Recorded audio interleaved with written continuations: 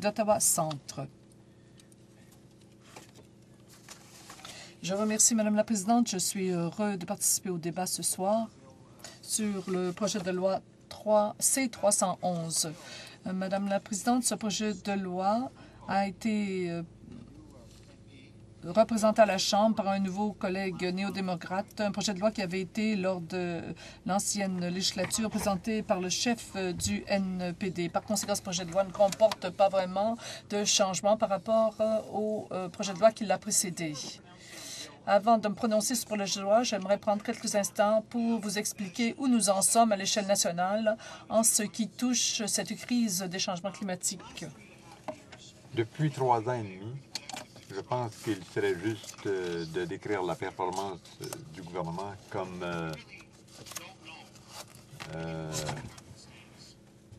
mystérieuse. Nous ne savons pas vraiment où en est le gouvernement au sujet du changement climatique. Il y a 1 an et demi, le prédécesseur du ministre de l'Environnement a annoncé à tout le pays et à tous les chefs d'entreprise qu'il n'y aurait, par exemple, aucun système d'échange international de crédit. Pourtant, le nouveau ministre de l'Environnement a dit qu'apparemment, on va se joindre aux États-Unis dans le système de plafond et d'échange, comme si les États-Unis nous avaient invités à se joindre à eux.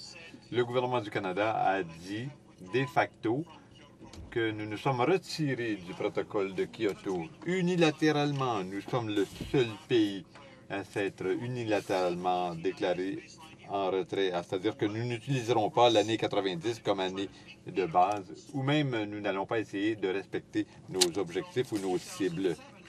Alors, en 2007, nous avons vu un nouveau plan émerger, appelé le plan fait au Canada. On n'a vu aucun texte réglementaire.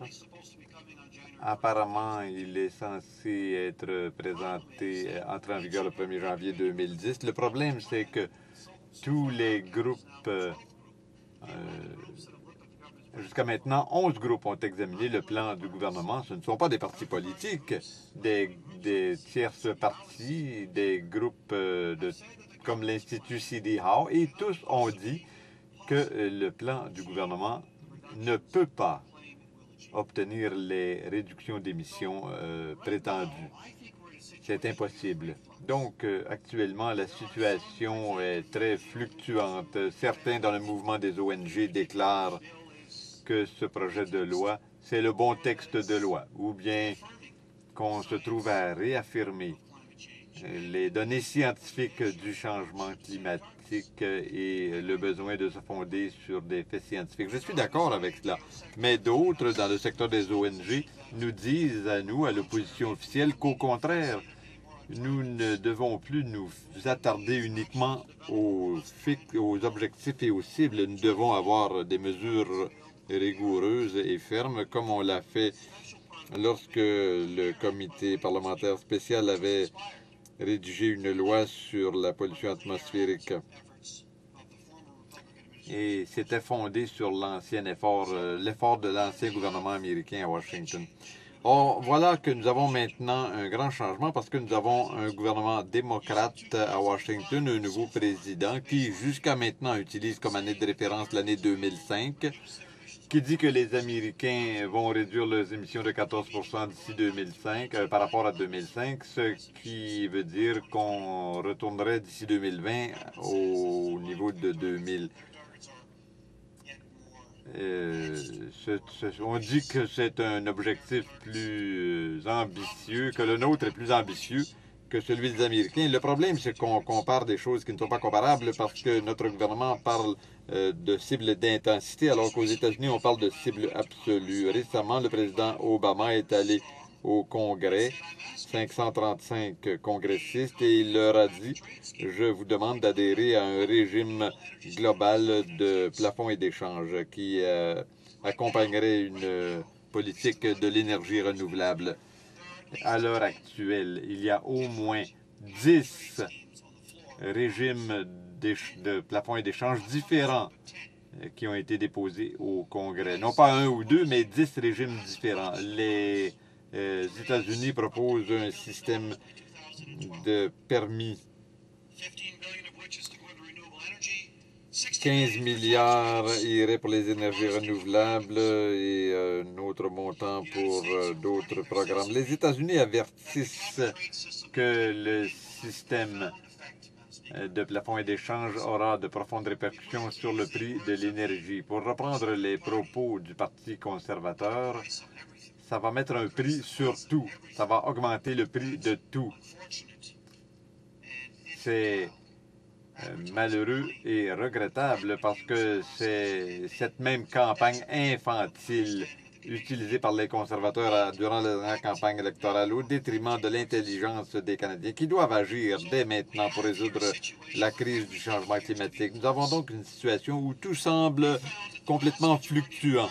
On constate que la grande majorité des pouvoirs conférés dans le projet de loi C-311 sont déjà inscrits dans la loi à la suite de 2 projets de loi d'initiative parlementaire libéraux adoptés au dernier Parlement.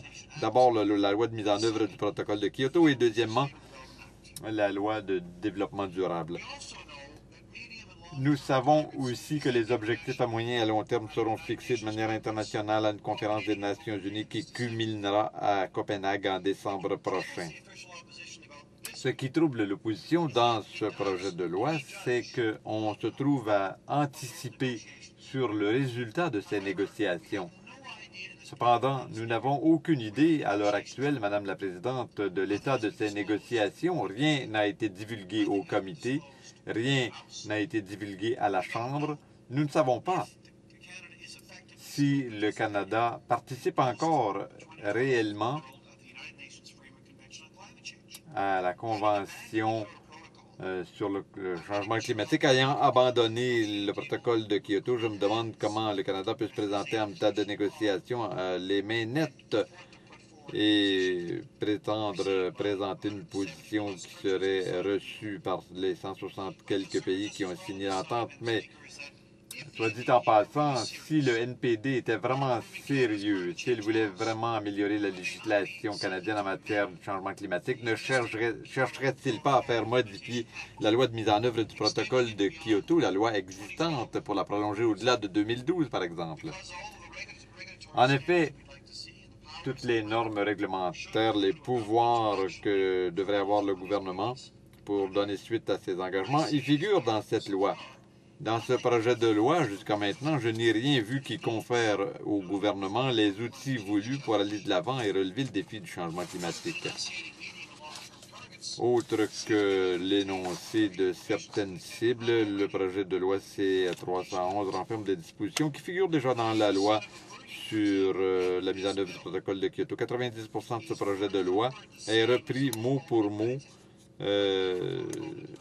de la loi d'exécution du protocole de Kyoto. De même, la table ronde sur l'environnement et l'économie est déjà nécessaire au terme de cette loi pour passer en revue les programmes accomplis par le gouvernement fédéral pour atteindre ses cibles en matière de réduction des gaz à effet de serre et pour faire rapport sur l'efficacité des mesures pour dire aux Canadiens si ça va bien ou non.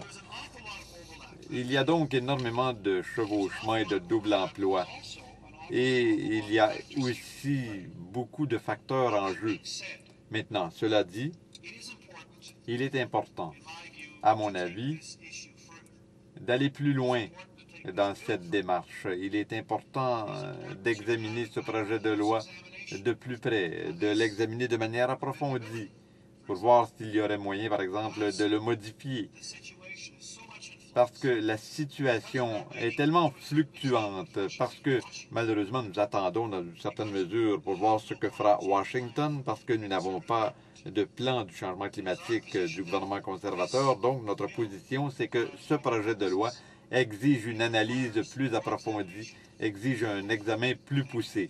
Merci, Madame la Présidente. Reprise du débat.